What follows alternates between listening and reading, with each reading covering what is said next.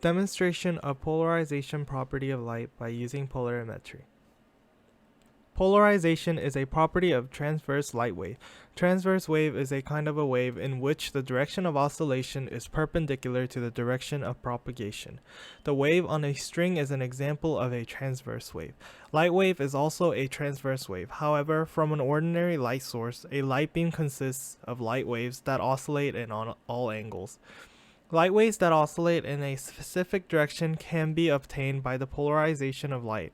For example, a polarized light beam consists of light waves that only oscillate in one direction. We can demonstrate this property by testing theories that describe the behavior of polarized light. We can also test applications which based on this property. For example, polarimetry. In this project, we test Malus's law and show the optical activity of sucrose solution. As for Malus's law, it states that the intensity of light after leaving second Polaroid should equal to the intensity of light before entering second Polaroid multiplied by the cosine squared of a theta. Theta is equal to the angle between two Polaroids. An optical activity is the change in angle of the polarization direction of a polarized light beam when it goes through a material. The rotated angle is determined by the distance of light travels in the solution, the concentration of the solution, and an intrinsic value of that solution, which is called a specific rotation.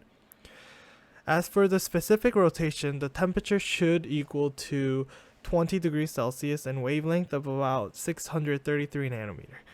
And the concentration is the mass of the sucrose divided by the total volume of the solution. And as for L is the path length, which is the length of the tube in decimeters.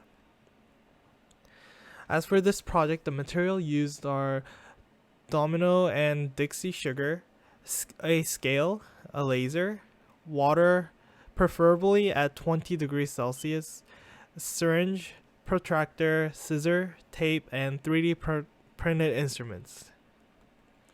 The 3D printed design includes a laser point stand, phone stand, and a polarizer stand. Experimental setup looked like this, with a cubed between the two polarizer stand and the polarizer, and the phone app we used is called a light meter, which records light intensity in units of lux. From the experiment, we got results for Malus's law, which show the experimental and theoretical data sets of Malus's law. This shows the polarization property of light and demonstrates that the experimental setup is functional, and also comparing it to the theoretical values of Malus's law. The resulting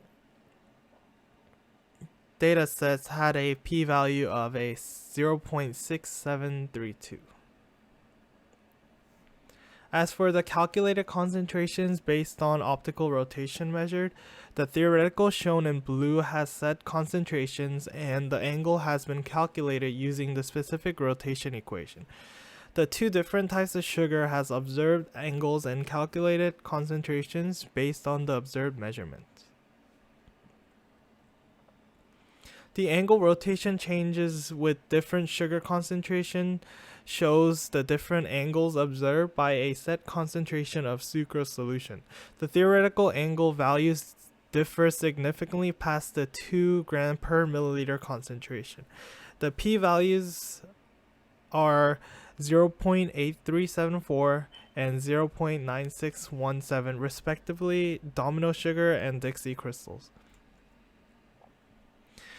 As for the results, both experiment had high p-values, which indicates that the resulting data set points are not a good fit to the model, and possible errors include limitations to how much sugar can dissolve in water at 20 degrees Celsius, and we didn't really use a precise way to measure rotations, we just used a basic protractor, and possibility that the sugar was still present in the syringe or cuvette after rinsing them out 2 times, and the phone camera is not the best way to measure light intensity as well.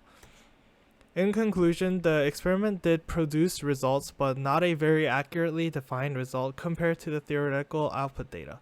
The measurement procedure could have been improved by the use of a more precise protractor or a better 3D design with rotational values.